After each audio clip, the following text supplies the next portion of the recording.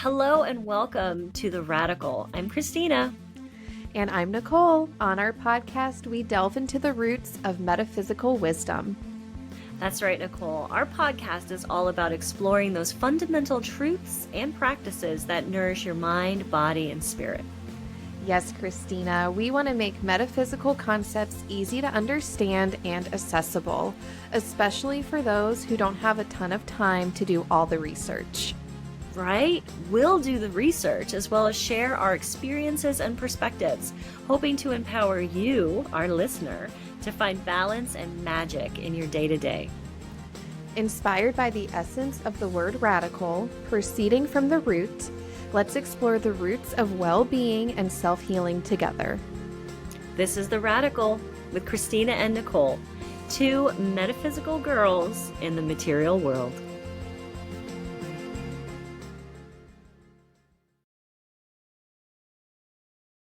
Hello, it's the Radical Podcast. I'm Christina. And I'm Nicole. Today we're talking about the astrological house of Taurus. Getting ready for springtime season. I'm going to start in segment 1 with my informative list, history, facts.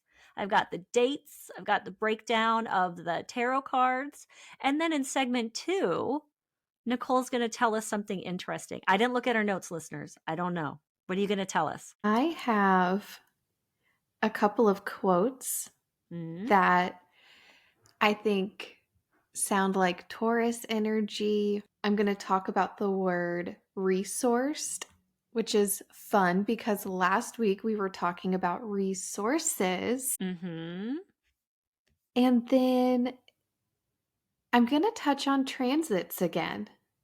We talked about this many episodes ago, but I understand it a little more now, a little better now. And we have one outer planet in Taurus. So I'm going to talk about that. Oh, I remember transits are visitors, or they're visiting the spaces. That helped me remember that. I've got my information from my birth chart, what I've got happening in Taurus. And then we have the message from the universe. I'm using the Medicine Woman Oracle deck by Catherine Maillard. I love this deck. It is so beautiful. And we'll share the pictures of these cards. They're beautiful. And I had two. They're picked out. I had them organized how I was going to read them. And then I went to pick up the book and a card was stuck to the book. So we have 3 cards today. That third card needed or wanted to be expressed today. Exciting. Okay, Taurus. Let me go to the top of the list and we'll start with the dates of Taurus for 2025 are the 20th of April to the 20th of May. Specifically in 2025 for Taurus, the key astrological dates, the sun is entering Taurus on April 19th, well, as we know, and then the first day of Taurus is the 20th of April. There's a new moon in Taurus on April 27th. We have Beltane on May 1st, the Spring Fire Festival Sabbath of Beltane. I think we're going to talk about that more for an upcoming podcast. Don't we have Earth Day Beltane? I think so. Yeah, so more on that. But it's the height of spring and the beginning of summer, and it's celebrating all the key elements and correspondences to Taurus: fertility, passion. Mercury enters Taurus on May 10th, and we have Mother's Day on May 11th, and that is going to be, I'm going to bring that up again as we start moving down the list and start talking about the more about the elements of Taurus. And then a full flower moon on May 12th. This full moon can also be called the hare moon and the corn planting moon, or the milk moon. And all of that is tied to what's happening at this time of year with the wildlife having their little, what are rabbit babies called? Bunnies. Bunnies? I almost said kits, but I think those are foxes. And then you're planting your corn, and then milk, because that is when the animals are having their young and the milk is coming in. And we're going to be talking about cows in a little bit too, so that is why that full moon has the name of what is happening at that season. Okay, the energy of Taurus. It's a stable time. It's very intertwined with the physical material world. Where we live, the weather brings us outside more, and our ancestors were heavily involved in what was going on in the physical world during this time of year. And it's a commitment to the physical body, bodily experiences, and connected to the senses. Making your physical wellness should be a priority during this time of year.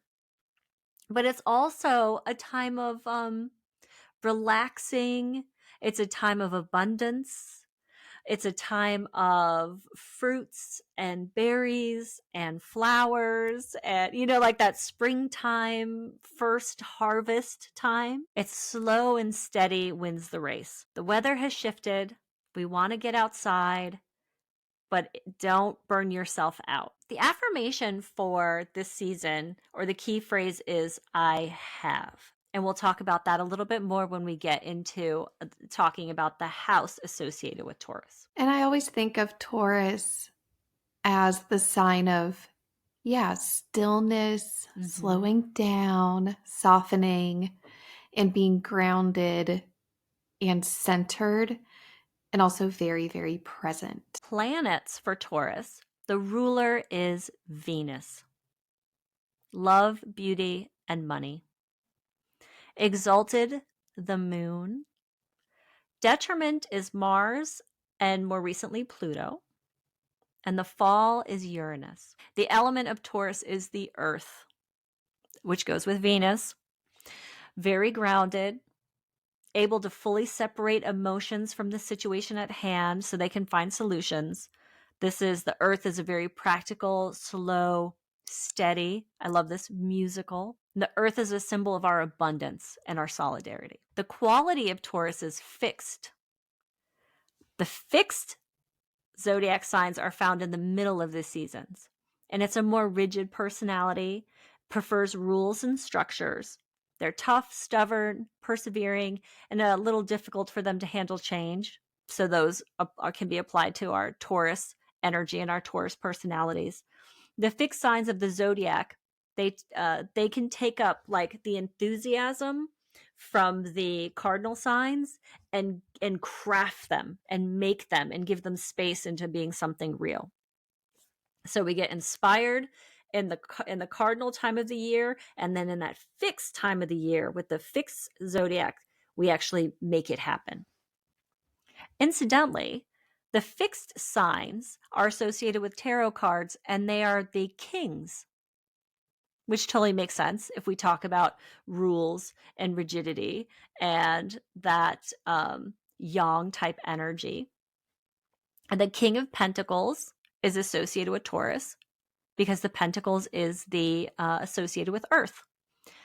The Queens are cardinal because they bring in all the seasons. They birth the seasons.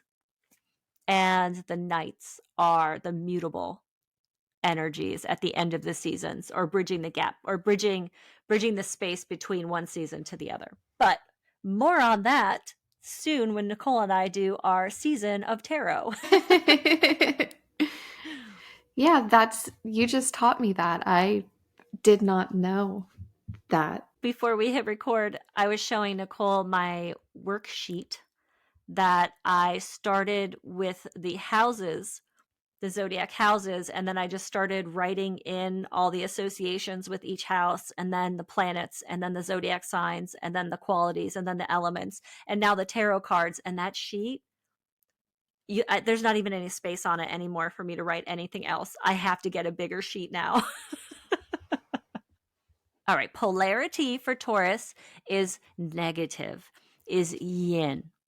receiving, intuitive, watery, cooling, earthy. It's associated with the left side of the body. It represents the past, the moon, and intuition. Well, I said that in intuition. The heart chakra goes with our Taurus energy, love, compassion, and harmony. The day of the week, Friday, which is Venus's day. Friday in English, like our actual English language, is from Norse mythology. It's from Frigg, the wife of Odin, who represents love and beauty. That is an energy and a feminine deity closely related to Venus. Somewhere in the history of naming the days, those got put together, and we use Friday today. But for in Latin, it's still with the base of Venus. It's Dies Veneris, or Day of Venus, and that's why in Espanol it's Viernes. That's the name for. Did you learn Spanish or French? Because in French it's not the same thing. I didn't put the French translation down, but they're all based from Venus in the Romantic languages. I took French, and I think Friday is vendredi, so Yes. probably the exact same Yeah. root. Yeah. Yeah. But I was interested in why do we have Friday? Why and it's just because it's the English language and it was taken from the Norse language. The number 6 is associated with Taurus, and 6 in spiritual context is associated with harmony and balance, nurturing, service, and love. You can see how that is tied to Venus and tied to Taurus, and responsibility and domestic matters. Parts of the body for Taurus, and if you think about this, about the head of that animal, it's ears, nose, and throat, neck, and your thyroid gland. Oh. Yes. And also that can be extended down the vertebra for Taurus, and body parts and associated areas. And I remember reading at one point Taurus also rules the vocal tract. Ah. You know, I knowing now that Taurus rules the thyroid. Mm-hmm. Wow, I'm on a thyroid health journey right now. So good to know. One of the providers I'm seeing on this thyroid health journey, she's an acupuncturist, and she said that springtime is naturally when your liver wants to heal. I But the remember you saying liver, that. yeah, and that's based on traditional Chinese medicine Mm-hmm. principles.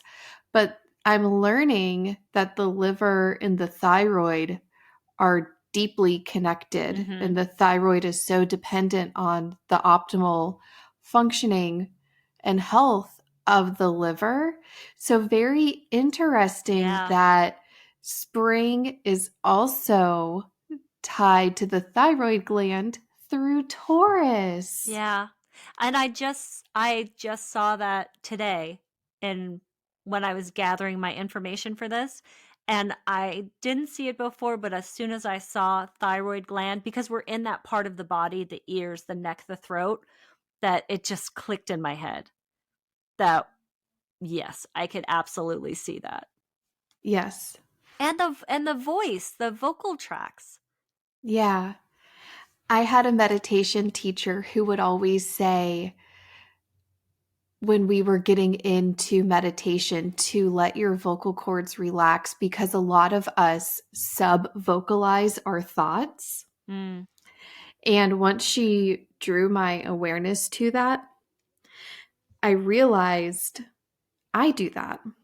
mm, yeah. And so that's an interesting practice, noticing if your vocal cords are engaged or if you can soften and relax them. So I maybe was a taking practice to revisit on Yeah. this journey. In one of my Kundalini classes, one of my Kundalini teachers was talking about how closely the heart and the throat chakra are connected. because where the power to vocalize, I mean, it comes first from our will, which comes from the belly, which comes from the solar plexus. And then that moves up into the heart where it gains energy and it gains that love and that compassion. And then that force brings it up through the throat.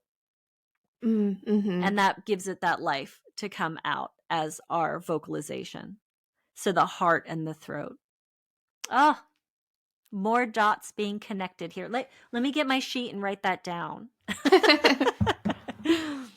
Okay, the color for Taurus are the colors of spring: pink, blue, and green. Think of those springtime flowers, and then rose quartz and emeralds, those crystals in that line of colors.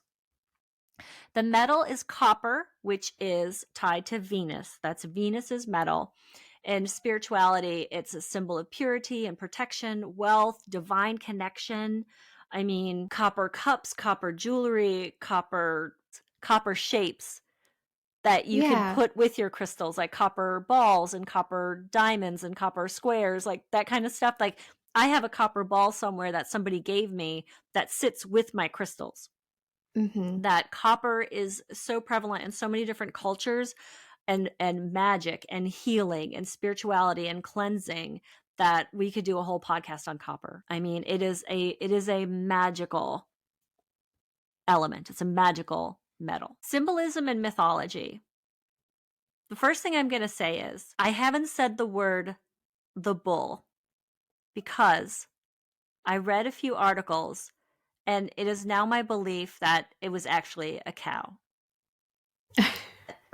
Makes sense. The head with the horns could be based on the ancient aurochs, which were the ancient animals that were the forerunners of domesticated cattle, and the males and the females both had horns. This animal being so closely tied to this season of motherhood, of fertility, of abundance, of connection to the earth, in my mind, has now become a cow, has now become like the mothering, life-giving cow with the head and the And horns. this is a yin sign. Yes. Where the bull came from was quite recently in Greek and Roman and Latin. That is when this animal became a male animal. Previous to that, this was a female animal. And there are multiple articles about this. I read the Wikipedia page. I looked up a couple of different separate websites. I am in my mind, it is now a female cow. That is that animal that represents Taurus in my mind, because they have horns too. And the importance of that animal, it's on cave paintings from before the Greek and Roman times, and there was a male and a female Auroch. Mm. And the association with the constellation was drawn above the female Auroch. So I'm going to talk about that in just a minute. Let me finish in just a minute. So, symbology and mythology. Listeners, go look it up. It's fascinating. We have this information at our fingertips now, that we can actually do our own dive into this information, and you guys can make up your mind on what you think happened with the changing of a female cow into a male bull and when that happened. Okay, the glyph is the head of a cow. It is a circle with the horns coming up overhead, but then it also could be a symbol of the crescent moon above the sun. So constellation Taurus, by the time it was being named in these Latin names, it has already been masculinized. It was already turned into a bull by this time. And it's one of the 12 main zodiac constellations. It's best seen in the winter months in the northern hemisphere. And it is a big constellation. And the interesting thing about this constellation are that the horns are very long and pointy in the constellation. Like, if you actually look at pictures of the constellation. I want to say one thing about the star cluster. It's called Pleiades. The Seven Sisters is one of the star clusters within the Taurus constellation. And that is the one that they think is represented above the female Auroch in a cave painting. And it probably has to do with their fertility cycle or with their migration cycle.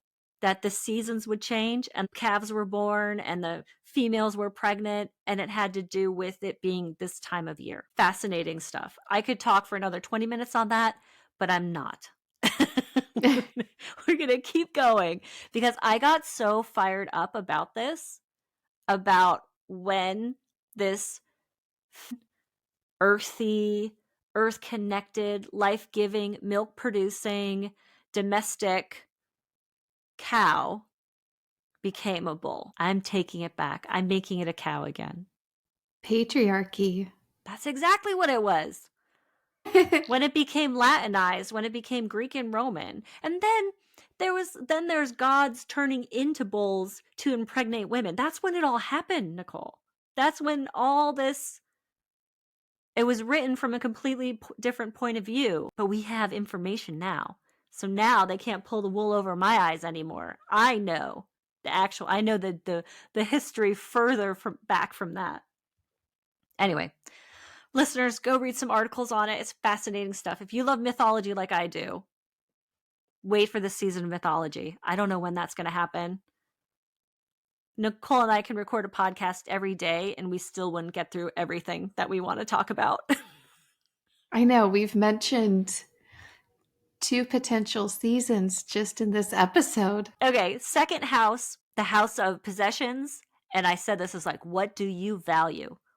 That's the second house. That's Taurus. Virtues of our Taurus energy: patience, friendly, serene, reliable, constant, faithful, and loyal, level headed, but they are realistic, sensible, practical, domestic, and prudent.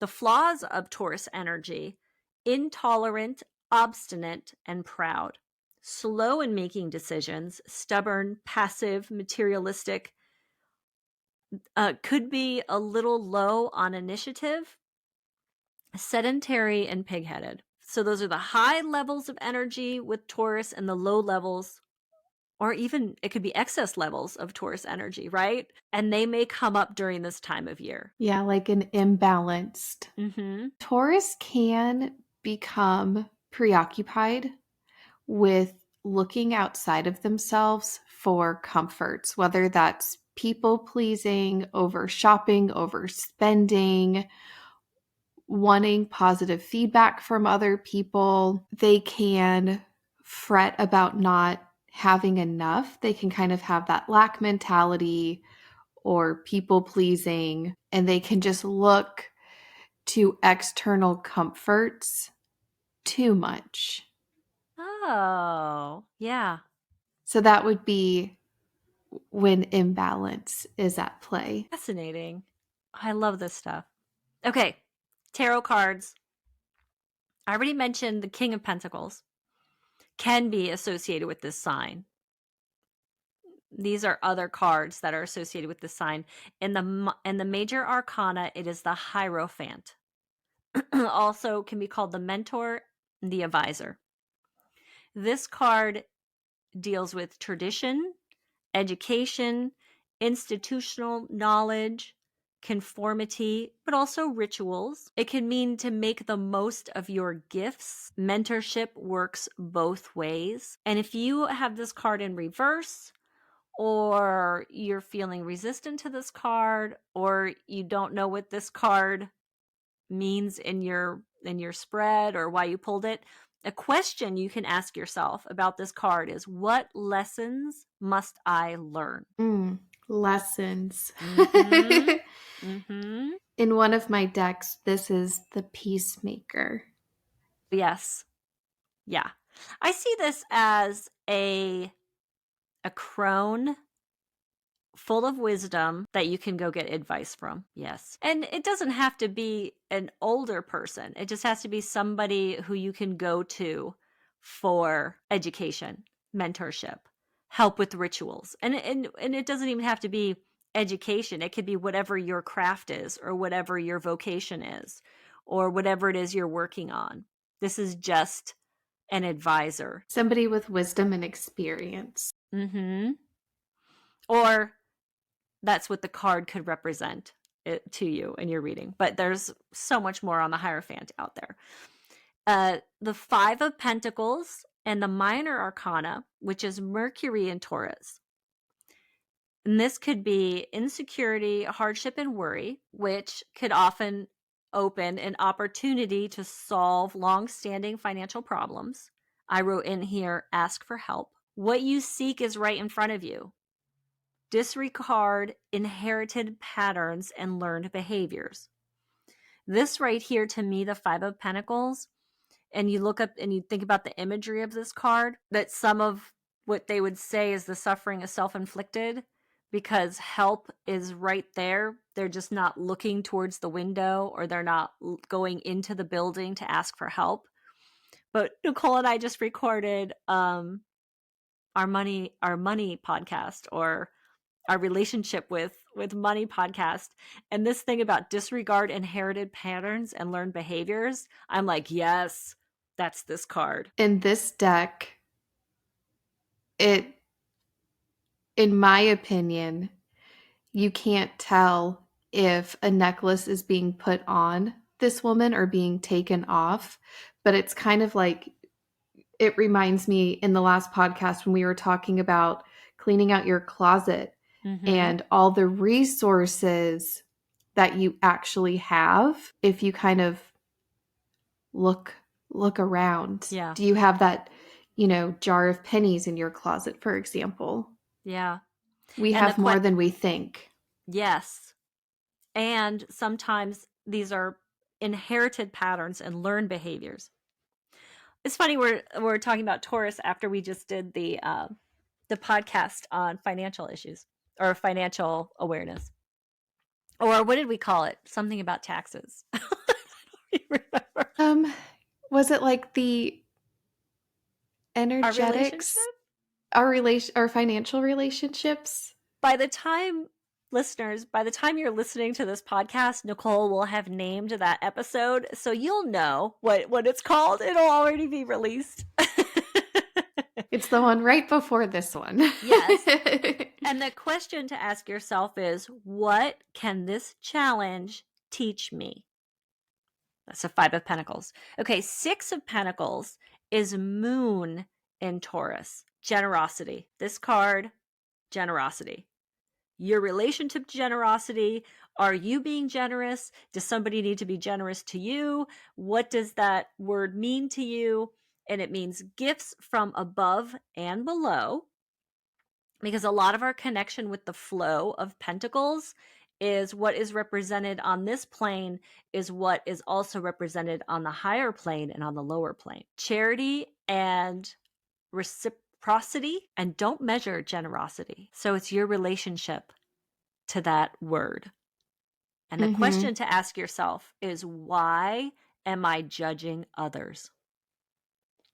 Okay? If you look at this card and you don't know why you're getting it, why am I judging others? There's a lot to unpack there with that card. It may have come up in the messages from the universe in our financial relationships podcast, because I remember reading the description and it stuck out to me because this particular guidebook said it was the take a penny, leave a penny card.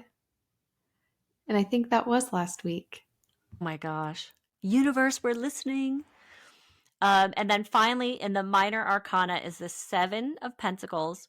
So it's Saturn in Taurus. And this is investment, harvest, potential for success, and long-term view. It could mean your hard work pays off. It could mean a period of contemplation. The question to ask yourself when this card comes up is, what decision can I make? Those cards are making me ponder. Well, those are the tarot cards associated with Taurus. And we may keep this in or not, but I did find in this deck what is the King of Pentacles. And it's a crone. It's not actually a gendered male figure. I like it. And she's sitting in a cornucopia and she has those two snakes on her skirt. I truly like growing my understanding by looking at different representations of all of the cards and unlearning the cultural information that I have been fed about kings and queens and knights and pages. And like unlearning all of that and really looking at these cards as energies, seasons, cycles, times of year. I love learning different ways of looking at the tarot cards. Yeah, and I think in this guidebook, she said that she would use gender to reflect how she interprets the energy of the card. Mm-hmm. And this is the first one I've come across where it's different from the traditional deck. And I like it. Okay. My list is complete. I do think it's really neat how last week's podcast about finances really ties in with Taurus. And last week I brought up pentacles. Mm-hmm. I had this whole section, and yeah, how this just directly ties in with Taurus is fascinating. And so, if pentacles represent our resources, there is this little section in my notes from when we recorded this the first time, months and months and months ago, Almost about a year being, ago. yeah, a long time ago. There is this section in my notes about being resourced and how that's a theme of Taurus. And so, what I wrote down almost a year ago for our Taurus podcast then was when you are present, you are resourced, which is a word that means sort of your presence, your state of being is characterized by resilience and emotional regulation. And this ties into our resources. Mm-hmm. And we talked about this last week, our health, time, possessions, our wisdom, how we compose ourselves, our emotional composure, our passion, our thoughts. You know, these are the other suits in tarot, and they all come together to equal our resources along with health, time, possessions, and wisdom. So I just love how this all goes together. And, you know, why does tax day fall on our calendar when it does? You know, the springtime season. And I think in one of our earlier episodes, it was maybe like the Greeks had the tradition of balancing their checkbooks or their accounts in the springtime. But was that because of Taurus energy? It was because of the spring equinox, the beginning of the year for the agricultural cultures, but also the people who followed the astrological year. You would sort your books out at the beginning of the year, your debt books. You would settle your debts, you would sort out all your stuff, and you would get ready for the new year. It's a time of managing your resources. So cool. Yeah. Yeah. In my original notes, I have a picture.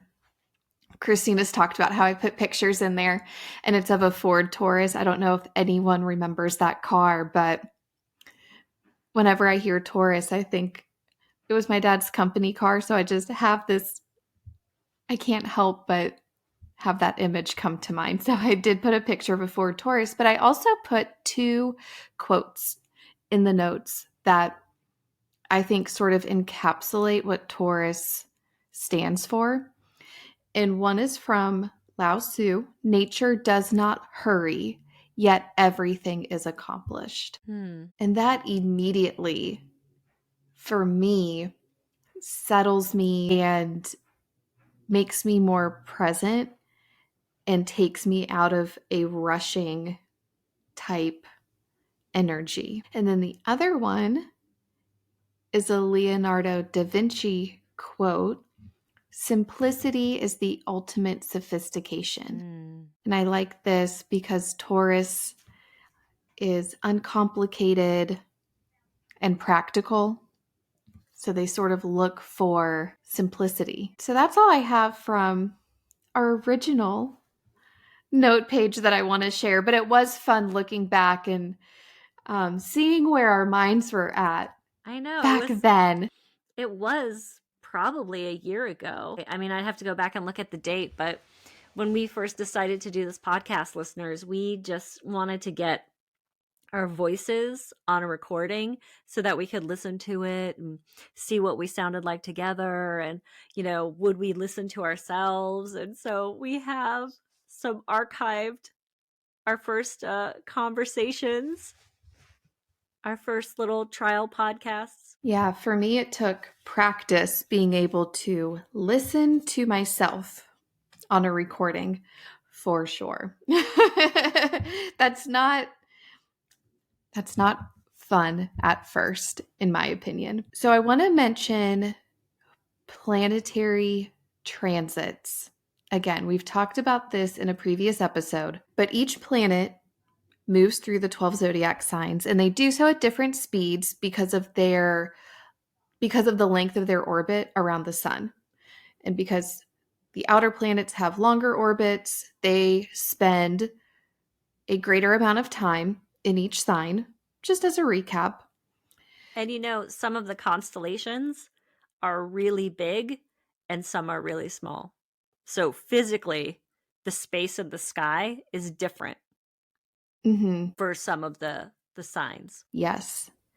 And when a planet enters a sign, they do not statically stay there because of retrogrades. So what happens is a planet will enter a sign and then they dip back into the previous sign. And retrograde motion happens when a planet appears to move backwards in the sky from our perspective on Earth. And this is just an optical illusion. The planet is not actually traveling backwards. It just looks like it due to differences in orbital speeds. And I learned 2 new fun facts, Christina. I'm going to throw them out and tell me if you knew this. So retrogrades often happen in cycles. For example, Mercury retrogrades in the signs of the same element for 1 year before shifting to another element. I didn't know that, but after all the work I've been doing on my huge chart, I know things are grouped into elements for a reason. How cool. So I learned that. I didn't know that. And my second fun fact, the outer planets are retrograde about 40% of the time. Their effects are more about long-term internal shifts when they're retrograde. Oh, I didn't think about the difference between inner and outer planets, but that makes sense. Yeah. And a lot of my outer planets, I think maybe all of them except Pluto. I have my birth chart right here. Saturn, Uranus, and Neptune were all retrograde when I was born. Wow. And I heard this from an astrologer recently. When you think or hear retrograde, correlate that with other words that start with RE, like review, reconsider. That's sort of the energy of a retrograde. Sometimes there's this sort of like panic or like, oh no, when we hear retrograde, we kind of associate it as like a negative or a bad time. So yeah, I brought that up because I have been hearing from a lot of the astrologers that I listen to that the outer planets are all changing signs in a relatively short time span, which, if you consider their orbits around the sun, is pretty unusual for them to all Mm-hmm. be changing signs within 8 months of each other. So I made a table because I like organizing this information. I'm not going to go through the table, but we could possibly post it on our Yeah. Instagram. But isn't But this because of the planetary alignment in January of 2025? Is that why this is happening? I mean, I I'm think sure it's it has related. something Yeah. to do with it because Yeah. everything is connected. Oh Right. my gosh. That's so cool. The timetable of the outer planets changing signs kind of, I did this sort of for fun because I wanted to know what planets, if any, were currently in Taurus. And I know you have the notes in front of you, Christina, but if you haven't looked, do you want to guess which outer planet is in Taurus? I'm not even I'm looking at the chart, but I didn't look at your notes. An outer planet in Taurus like right now? Yes. I don't know. I don't even have a like a glimmer of a idea. It's Uranus. Uranus is in Taurus and has been since 2018. Oh. Taurus will Taurus. Uranus will be direct in Taurus until July 7th of this year, 2025, and then it moves into Gemini. I think Uranus and Gemini is going to be some pretty fast-paced, just Revolution? yes. Rebellion? Yes. But Wait, we talked about this. Something about this is now striking a little spark of a memory about Uranus moving and things are going to start shifting in that realm. yes. However, it will dip back into Taurus. It will retrograde and return to Taurus from November 8th, 2025 until April 26th of next year, 2026. And then after April 26th, it will not return to Taurus for another 84 years. So, this is sort of a once in a lifetime energetic experience for us. And Uranus is the innovator, the disruptor. It's associated with liberation and rebellion. Rebellion. I always think of Yes. rebellion when I think of Yes. Uranus. And I loved this. So I got these two little snippets from moonomens.com. But Uranus's journey through Taurus is ultimately teaching us that true security is tied to trusting ourselves, our resilience, and our ability to adapt to whatever happens. So it's being our own anchor, being our own safe haven, no matter what's happening around us, being our own kind of steady, safe place. And then it added in a moonomens.com added in a world that thrives on a fast pace, ongoing stimulation, and constant exchanges of data and information, the most revolutionary choice is often to slow down, to pause, to tune into what our bodies actually need before we make a decision or take action. This is a time to reconnect with the wisdom of our physicality, our resource, Mm-hmm. and trust our inner timing, even amidst external chaos and uncertainty, which I think external chaos and uncertainty is a good way to describe the energy of a Uranus in Gemini. Mm.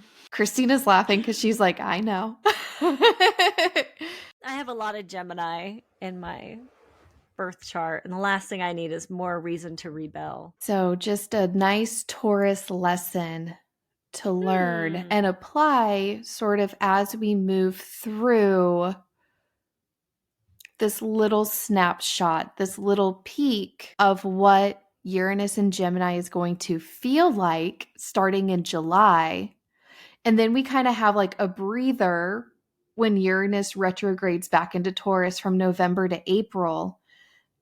And then after April, it's kind of like buckle up, but hopefully we'll have learned how to ground ourselves, how to anchor ourselves, and be resourced, which are all lessons from Taurus. So, do you have Taurus in your birth chart? Just my south node. Oh, Yeah. My south node is in Taurus. Then the south node describes innate talents and natural gifts you brought or that you were given at your birth, that you've already mastered in your previous incarnations, that you brought with you into this life. It's your south node comfort zone. I remember Nicole calling it that before. So my south node in Taurus indicates, and I'm reading this. I didn't write this. This is what I cut and pasted in my research. Indicates you've spent many lifetimes cultivating beauty, fine-tuning your creative skills, and doing things that bring you pleasure. You may have been a chef in a past life, or perhaps even an artist or a designer. And because Taurus is naturally surrounded by wealth and abundance, you may have dabbled in profitable financial enterprises as well. That doesn't resonate with me a lot, but it's maybe lessons that I don't have access to yet. Like maybe, you know what I'm saying? Like maybe I'm not ready to start understanding those gifts that are coming with me or that I have in my south node in Taurus. But there's like a 1 degree difference that would put my south node in Gemini and my north node in Sagittarius. But oh, then, interesting. yeah, it's 1 degree because I was born on I have a cusp. I have a lot of cusps in my birth chart. But I looked up Gemini South Node and I looked up Sagittarius North Node, and so it's Gemini and Sagittarius, and then it would be Taurus and Scorpio. And I'm pretty sure it's probably Taurus and Scorpio because I'm the most scared of a Scorpio, emotional, soul bearing situation than I am of a Sagittarius, like learning stuff. Right. I was going to say, if I had to guess, I think Scorpio North Node fits you Yeah. more than the Sagittarius. Yeah. I mean, Sagittarius, like, seeking answers and traveling, like that's what I do in my free time. I'm totally at ease with that. But anyway, it's an interesting thing to look at, that if any of our listeners have a cusp situation or something's off on like a 1 degree, take the time to read both, take the time to reflect on both options, and either go with what you know, or go with what you don't know, or what you feel really comfortable with, or what scares you the most. There's lessons in all of that, which is what I've learned with researching this information about my south and my north node. But I think I know what the nodes are. I understand, and I just learned what they physically are when we just did that podcast on eclipses, and I learned what the lunar nodes were. Do you remember we've been talking about this for a year, and I said it to Nicole like I did just discover it, and she's like, yeah, that's what that means, that's what lunar nodes are. And I was like, it's where they cross over the plane. But anyway, so I know what they are, and I understand the concept of it. I don't think that this is something that I'm working on right now in my life, so I know more of this will be revealed to me as I grow in my journey. Yeah. Yeah. Taurus is my moon sign. Nice. And what's really special is it's my nephew's moon sign too. I love Aw. that. So in astrology, the moon represents how we nurture ourselves and others. And in my opinion, When I think of the moon in Taurus, it's sort of like the ultimate self-care, like pampering pairing. And I'm not trying to brag, but I feel like I can create like the ultimate Zen den. When I think of my moon in Taurus, it's how can I make my surroundings comfortable, cozy, aesthetically pleasing, the correct lighting, the nice scent, soft textures. That's what I think about. The moon, I think Christina mentioned it at the beginning. The moon is exalted in Taurus. So that means how the planet or the celestial body expresses their energy. It's more potent, positive, and harmonious. And my moon in Taurus is in the 7th house of marriage and partnerships. So this also sheds a lot of light on what I would be looking for in a partner. And we can cut this part out too if this goes over. But do you remember when I was in Vancouver and our group chat with our friend from Witch Camp, we were using Chat GPT prompts to ask Yep. about our ideal partner? Yeah. So I ended up asking what my ideal partner would be like based on my moon in Taurus in the 7th house, What since did the it say? 7th house is about marriage and partnerships. And it said, this placement suggests a soulmate who prioritizes emotional and material security, making the relationship a sanctuary where you both thrive. And my soulmate would radiate warmth, steadiness, and a deep appreciation for life's simple yet profound pleasures. And that sounds perfect. Aw. Like that's exactly correct. And that is all based on my birth chart. Our We birth have chart doesn't lie. the information. We just need to be ready to work with it, right? To harness it. I'm so curious what our medicine women have to tell us.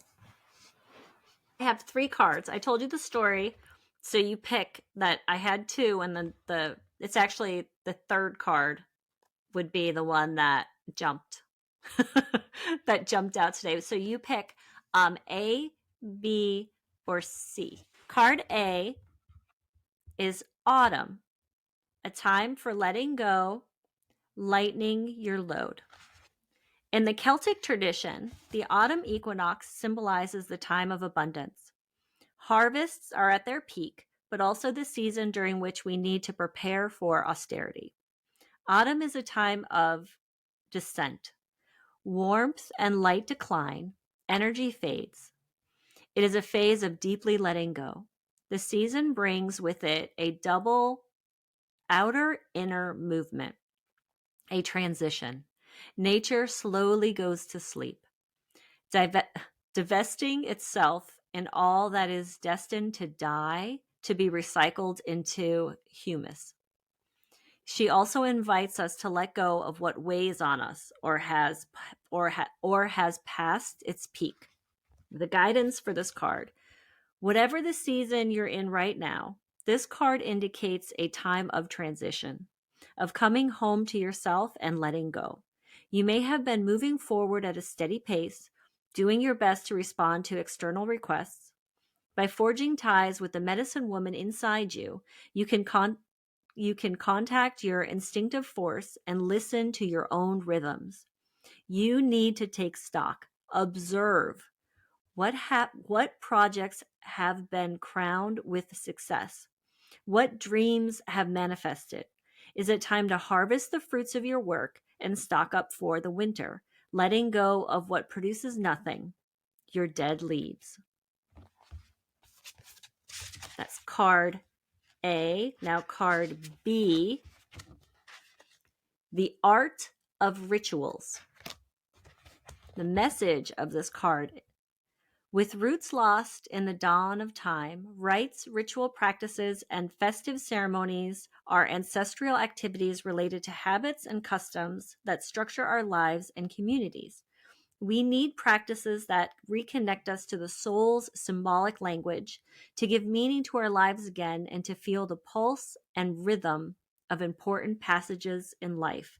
Births, weddings, deaths, seasonal cycles. Let's celebrate and ritualize.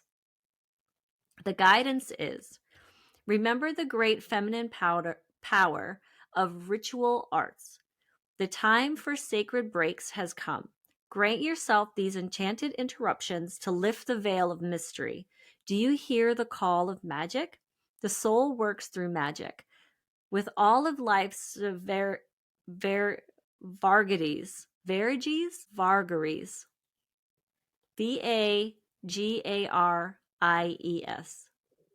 Vagaries? Vagaries. With all of life's vagaries, you have a virtual need for ritual. What do you have to celebrate? A renewal? The end of a cycle? Love coming back into your life? In the sacred space of contact with the divine or consciousness, you can ask for what you truly want. Trust deeply that your prayer will be heard and answered. Your allies in the unseen realms are always by your side. Okay, card C, empowerment. The message: a woman's true value is a jewel waiting to shine. Even today, women's self-confidence remains unconquered territory. This is due to the patriarchal system in which our relationship to men as protectors, predators, or work supervisors has deeply inscribed in us feeling dependent on them financially, physically, and socially. Although this is beginning to change, that ancestral imprint is still present. A new step is now presenting itself to us: the opportunity to contact our feminine power and take back our leadership. The guidance is: your new goal is empowerment. Cultivate the profound conviction that, as a woman, you represent a factor of positive change to build a more loving, respectful, and environmentally protective world. What challenge must you take up to take your place and show your ambition? What great project do you dream of? It is time to free yourself from old models and participate fully in the world. Your new aces are following your intuition, valuing your emotions, and relying on authenticity and collective intelligence. Assert yourself and let your power shine now. I feel like that card was about Taurus actually being a cow. Yes, yes, yes, yes. I'm screaming yes in my mind right now. Yes, yes, yes, yes, yes. Yes. Thank you, universe. Thank you, universe. That empowerment message is: assert yourself and shine your power now. There's a exclamation point after that now. This deck is so beautiful. I love it. Thank you, universe. Thank you, Nicole. Did we cover everything? We did. Well, next week is our Beltane and Earth Day podcast. Is that okay? Yes. So that's next week. So until then. I love talking about the Earth. Yeah, that'll be a good one. We'll see what fun things, what topics we come up with that one. But I'm looking forward to that one. And Beltane is a fun Sabbath to discuss. Lots of good things happening with that one. Yay. Well, until then, listeners, we love you. Take care and be good to each other. Bye. Bye.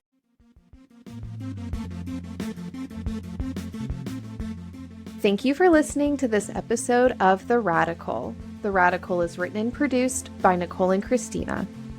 Listener questions can be emailed to us at theradicalpodnc@gmail.com. Our Instagram is The Radical Pod. Music by Van Horton. His Instagram is Van Horton Music.